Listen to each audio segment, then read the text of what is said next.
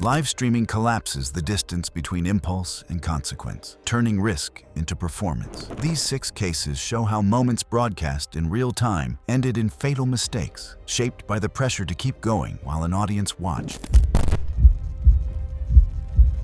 It was July 21, 2022. The Newark, New Jersey, was humid after dark, and the downtown nightlife district pulsed with music, traffic, and shouting between bars. Crowds spilled onto sidewalks, phones raised, alcohol loosening restraint. Police cruisers rolled slowly nearby, aware that confrontations formed quickly in this corridor and ended just as fast. Andre Lewis was 26 and worked part-time as a delivery driver, biking food orders during the day and streaming at night. Online, he branded himself as a street justice commentator, confronting strangers to expose disrespect. His channel was small but growing, driven by reaction clips and viewer donations tied to escalation. He carried no permits and no security, relying only on a phone fixed to a chest mount and a battery pack to keep the stream running. The areas he chose were crowded and poorly lit, where alcohol blurred judgment and minor disputes escalated quickly. In those conditions, reaction time mattered more than intent, and confrontations often outran anyone's ability to control them.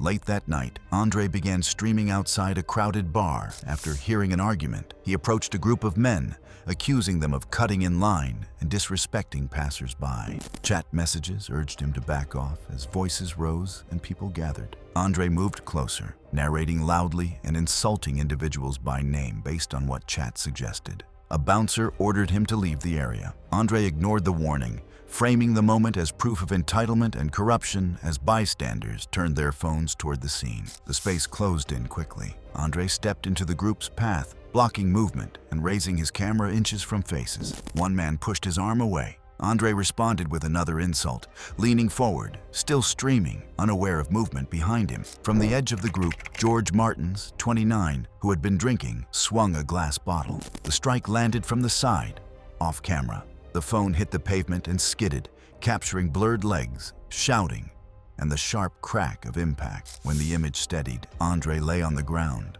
blood spreading from the back of his head. Andre tried to push himself up, then collapsed. His body stiffened briefly in a seizure before going still. People scattered as others called for help. The stream continued as sirens grew louder in the background. Emergency medical services arrived in approximately 5 minutes. Paramedics found Andre unconscious, with labored breathing and a severe head injury. He was transported to the hospital, but lost vital signs en route and was pronounced dead shortly after arrival. The medical examiner determined the cause of death was blunt force head trauma, caused by a skull fracture and internal brain bleeding following the bottle strike and secondary impact with the pavement. The death was ruled a homicide.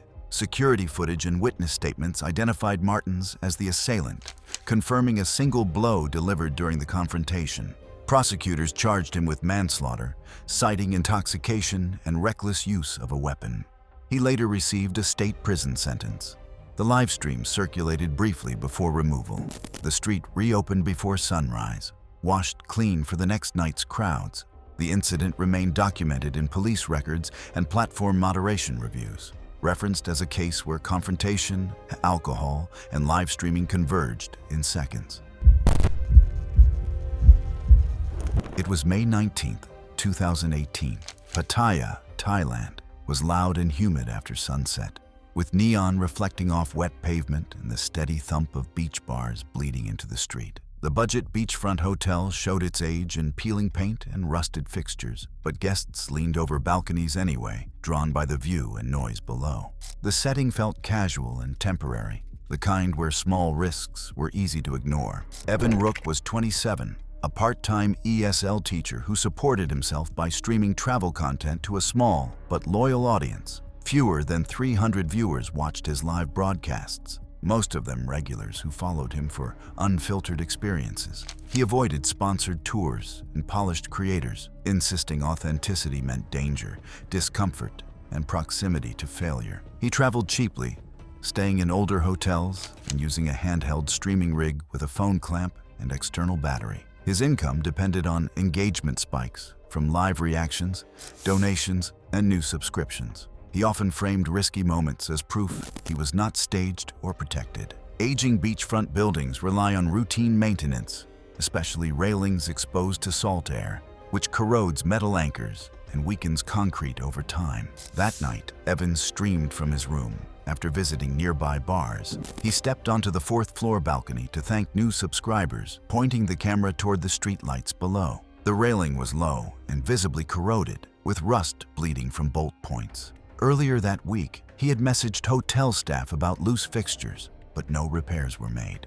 As the chat scrolled, viewers commented on the railing. Evan joked about sketchy construction and leaned backward to widen the frame, resting his weight against the metal bar. Several messages warned him to move forward. He laughed, adjusted his grip on the phone, and shifted his weight again, pressing harder. The railing tore free without warning. Anchors pulled from the concrete, and the bar tilted outward. Evan's body tipped backward, heels lifting as balance vanished. The camera pitched down, catching a blur of lights and wall as he fell out of frame.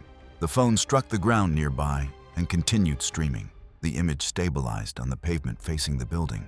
Evan lay motionless, legs twisted, his head out of frame. Blood spread quickly beneath him as people ran toward the scene shouting. A security guard called emergency services within seconds. Guests crowded the sidewalk. The stream continued uninterrupted until a bystander picked up the phone and ended it. Sirens approached within minutes, audible to those still watching the archived clip. Paramedics arrived in approximately 5 minutes. They assessed Evan and found no signs of life. His injuries were catastrophic. He was pronounced dead at the scene as police cordoned off the area and collected the device. The coroner later reported fatal head trauma and internal bleeding. The fall caused skull fractures and severe brain injury. The neck and upper spine were broken on impact. Death would have occurred immediately due to the disruption of vital brain functions. The death was ruled accidental. Toxicology showed alcohol, but no other substances. The hotel replaced all balcony railings within weeks, without public comment. Local inspectors later noted that older beachfront hotels in the area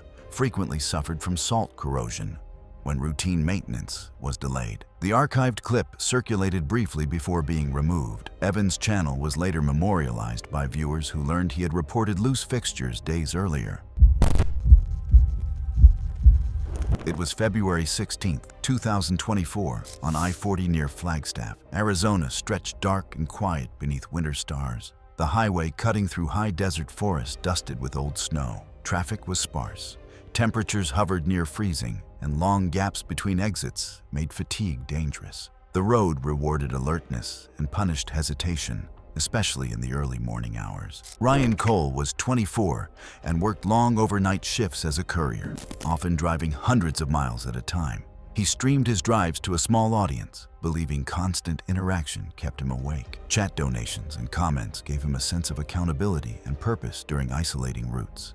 Friends described him as stubborn, proud of endurance, and resistant to rest. The phone was mounted low on the dashboard, connected to a charger that ran toward the console.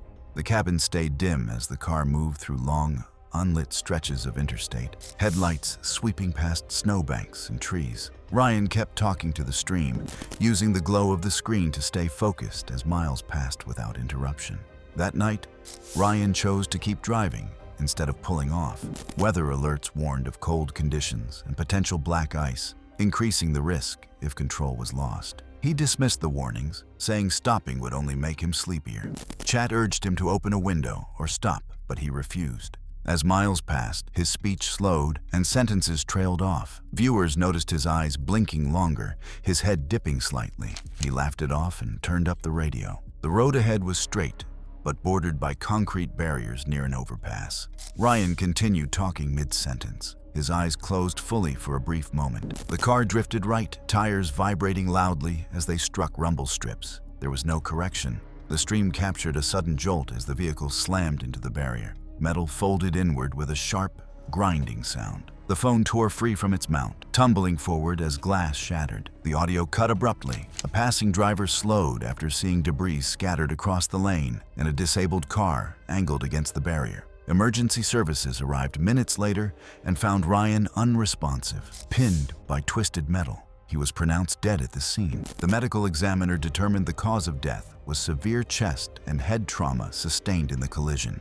Toxicology showed no alcohol or drugs. Investigators concluded the crash resulted from driver fatigue following a brief loss of consciousness. The live stream ended with the impact. The footage was reviewed as part of the crash investigation, then archived. In the weeks that followed, Ryan's employer adjusted overnight delivery policies, requiring documented rest stops and restricting the use of live video while vehicles were in motion. The route he had been driving remained active, reassigned to other drivers working under the updated rules. It was August 7, 2023, in Riverside County, California. Sat under a bright midday sun as traffic flowed steadily along a 6-lane arterial road lined with warehouses and fast food signs. Engines hummed, tires hissed against hot pavement, and drivers moved with routine confidence. Nothing suggested the road would become a stage for a fatal misjudgment within minutes. Logan Pierce was 22 and worked night shifts at a local car wash, earning just enough to cover rent and gas. Outside work, he streamed social experiments to a small online audience, rarely exceeding 1,000 subscribers. He believed confidence could override rules and that hesitation, not danger, caused most accidents. Friends described him as restless and eager to prove himself. He followed prank creators who tested boundaries in public spaces and measured success through shock and reaction. His setup was simple: a phone on a clamp, a battery pack, and a portable tripod. 6-lane arterials are engineered for speed and volume, not interaction. Vehicles travel fast, lanes change unpredictably, and stopping distance depends on driver reaction and physics rather than intent. That afternoon, Logan announced a live experiment. He planned to show that drivers would stop if confronted with assertive body language. There were no permits, cones, or spotters. Warning signs posted along the road referenced speed limits and pedestrian restrictions, but he dismissed them as overly cautious. He placed his phone on a concrete median barrier and adjusted the angle to capture oncoming traffic. Chat messages flooded in, some cheering him on, others urging him to stop. Logan stepped closer to the roadway, testing timing as cars passed. Each successful pause reinforced his belief. Traffic thickened. One vehicle slowed when he stepped forward briefly, then retreated. Encouraged, Logan moved again, standing fully in the lane and raising his hand. A sedan braked hard and swerved. In the next lane, a compact car continued at speed, the driver unaware until too late. The impact happened just off camera. Tires screeched, followed by a dull, heavy thud. The phone remained upright. Logan's body slid into frame, tumbling before stopping against the median. His legs bent at impossible angles, one shoe torn free. Blood spread quickly beneath his torso. Logan remained motionless on the pavement while the stream continued, capturing the growing crowd and halted traffic. Multiple witnesses were already calling emergency services. Deputies arrived within 4 minutes, followed closely by paramedics. They assessed Logan and found no pulse or breathing. His injuries were catastrophic. He was pronounced dead at the scene as traffic was shut down. The medical examiner documented massive blunt force trauma. Multiple bones were shattered, including the pelvis and femurs. Internal organs ruptured from sudden deceleration. The brain suffered fatal injury on impact. Death occurred instantly due to overwhelming physical damage. The death was ruled accidental.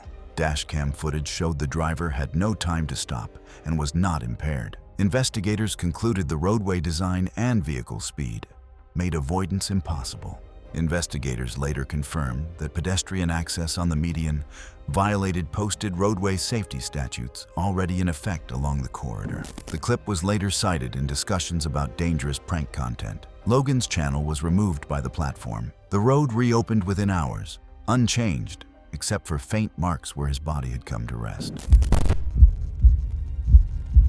It was March 3, 2023, in Baton Rouge, Louisiana, under steady afternoon rain that fed roadside ditches and swelled bayous toward low ground. Water crept across pavement in sheets, flowing faster where the road dipped. A low-water bridge outside the city was already partially submerged, its depth markers barely visible above the surface. The usual traffic noise had thinned, replaced by the constant rush of moving water. Caleb Morris was 25, recently hired as a delivery driver and new to live streaming. He had only been broadcasting for a few weeks, mostly casual drives and short weather clips, drawing a small audience made up largely of friends and acquaintances. That day's stream wasn't planned around safety alerts or storm coverage. He had told a woman he was interested in that he would go live during the rain, hoping to look confident and unbothered by conditions that made others uneasy. His setup was simple: a phone mounted to the dashboard, connected to a power bank, streaming continuously as he drove. He had no background in storm tracking or flood behavior. He relied on instinct and the assumption that shallow water looked manageable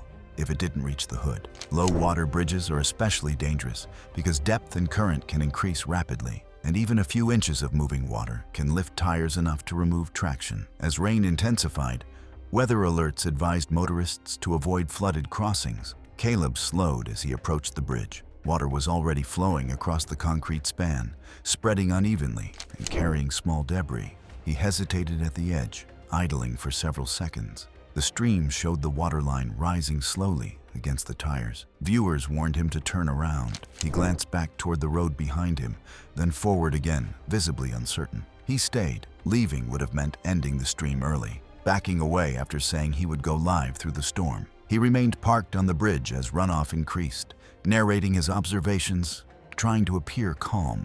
Emergency sirens sounded faintly somewhere nearby, carried by the rain. Small branches and trash began striking the underside of the car. Within minutes, the water level rose sharply. The car rocked once, then again, as the current pushed against the chassis. The tires lost grip as buoyancy increased. The vehicle slid sideways, scraping the bridge rail before being pulled into deeper, faster-moving water beyond the span. The stream jolted violently. Inside the cabin, water forced its way through door seams, soaking the floors and rising quickly. The phone captured the interior tilting as the car rotated. The engine stalled. The vehicle tipped onto its side and then inverted as the current carried it downstream. Bubbles streamed past the lens as the interior filled. The image darkened as visibility dropped. Caleb's breathing became rapid and strained, then abruptly stopped as the cabin submerged completely. The audio dulled and went silent. A nearby resident who witnessed the car slide from the bridge called emergency services immediately. Crews arrived in approximately 8 minutes, but were unable to reach the vehicle while the current remained strong. Once the water receded, divers located the car downstream and recovered Caleb from inside. The medical examiner ruled the cause of death as drowning. Water entered the lungs, preventing oxygen exchange and causing rapid loss of consciousness. Minor blunt force injuries were present, but not fatal. Toxicology showed no alcohol or drugs. The death was ruled accidental. Investigators confirmed the bridge had been properly marked and was closed shortly afterward. The stream was later referenced by local authorities in flood safety campaigns. Caleb's channel went inactive, and the bridge reopened days later with additional warning signs placed higher along the rail. It was November 12th, 2022, and Gary, Indiana, was cold and overcast. The condemned steel factory looming beside empty streets and dormant rail lines. Broken windows rattled in the wind, and warning placards clung to chain-link fencing that had been bent open repeatedly. The building stood silent, but its interior carried the constant risk of collapse that only time and neglect create. Marcus Hale was 31, recently unemployed after layoffs at a regional warehouse. He streamed urban exploration videos to a small but dedicated audience, rarely more than a few hundred viewers at a time. His identity online was built around defiance. He mocked safety culture and believed fear was manufactured by inspectors and liability lawyers rather than physics. He carried minimal gear, a headlamp, gloves, and a handheld phone rig. He followed online explorers who celebrated abandoned industrial spaces as authentic and unfiltered. Old factories deteriorate unevenly. Moisture corrodes steel supports, concrete spalls, and load-bearing elements fail without warning.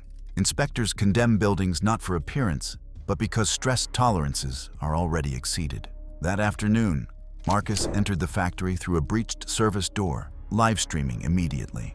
The floor was littered with rust flakes and standing water. Chat messages warned him about structural instability and recent collapses in similar buildings. He dismissed them, insisting the warnings were exaggerated. As he moved deeper, he narrated confidently, testing beams with his foot. He approached a metal stairwell leading to an upper catwalk once used for maintenance access. The steps were rusted through at the edges. He stomped deliberately, laughing, telling viewers the structure was solid enough. Mid-sentence, the stairwell gave way, The metal frame tore from its anchors with a shriek. The camera lurched as Marcus dropped 2 stories. His body struck a horizontal beam, then another, before slamming onto concrete below. The sound was sharp and wet, echoing through the space. The phone skidded across the floor and came to rest tilted against debris, still streaming. Marcus gasped once. A thin sound. Blood spread rapidly beneath his head, dark against gray dust. His chest failed to rise. The catwalk above sagged further as debris rained down, and the air filled with suspended grit. Viewers flooded the chat with panic. One called emergency services after identifying the location from earlier footage. The stream showed Marcus unmoving, limbs bent unnaturally, eyes partially open. No one else was visible in the frame. Sirens became faintly audible through the phone microphone minutes later. Fire and rescue arrived in approximately 7 minutes. Crews entered cautiously due to collapse risk. They reached Marcus and found no pulse or breathing. Given the unstable environment and fatal injuries, no resuscitation was attempted. He was pronounced dead at the scene, and the building was sealed. The medical examiner reported severe head trauma from blunt impact. Multiple ribs were crushed, puncturing both lungs. Internal bleeding was extensive. The brain injury prevented breathing and consciousness. Death followed within minutes of the fall. The death was ruled accidental during an illegal trespass. Toxicology showed no drugs or alcohol. Structural failure was attributed to advanced corrosion and neglect. The city installed permanent fencing and increased patrols around the site.